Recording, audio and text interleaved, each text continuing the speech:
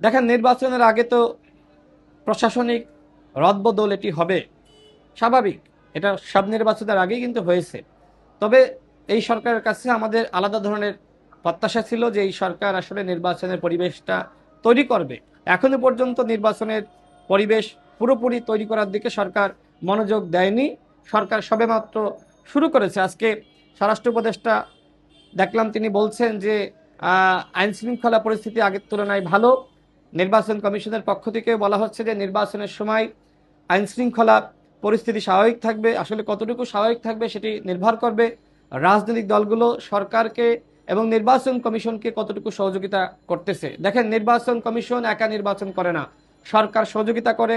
আর রাজনৈতিক দলগুলো নির্বাচনে অংশগ্রহণ করে, ভোটাররা ভোট দেওয়ার মাধ্যমে সরকারকে বা নির্বাচন কমিশনকে সহযোগিতা করে। অর্থাৎ দায়িত্ব আমাদের সবার। আমরা সবাই মিলে যদি নির্বাচন কমিশনকে সহযোগিতা করি, আমিও বিশ্বাস রাখি আগামী নির্বাচন হবে ইতিহাসের সেরা নির্বাচন। আমাদের যারা প্রার্থী হয়েছে তারা শিক্ষিত, যোগ্য এবং সমাজে যারা নির্বাচন করতে চায়, অন্যান্য দলের প্রার্থী রয়েছে। আমি ভোটারদেরকে বলবো, কালো টাকা এবং পেশি শক্তির মাধ্যমে যারা এমপি নির্বাচিত হতে চায় তাদেরকে আপনারা ভোট দিবেন না, বরং যারা সৎ, যোগ্য, শিক্ষিত তাদেরকে আপনারা ভোট দেন। গণ অভ্যুত্থানের পরে অবশ্যই ভালো মানুষগুলোকে অবশ্যই সংসদে পাঠাতে হবে।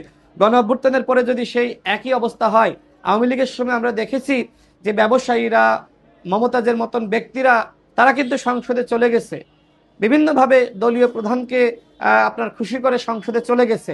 গণ অভ্যুত্থানের পরে যদি ভালো মানুষগুলোকে আপনি সংসদে পাঠাতে না পারেন, তো সেক্ষেত্রে হয়তো নির্বাচন সুষ্ঠু হতে পারে, কিন্তু সেই নির্বাচন ইতিহাসের সেরা নির্বাচন হবে না।